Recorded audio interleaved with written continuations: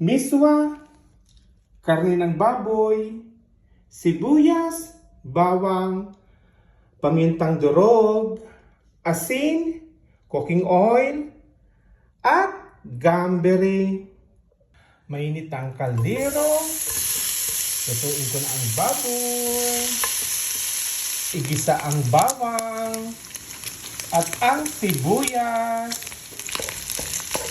Gamberi, asin, pamientang durog. Magada ko ng tubig. Eto na, kumulo na ang sabaw ng miswa. At ihalo ang miswa.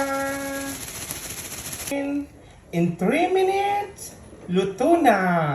Luto na. Miswa with gamberi.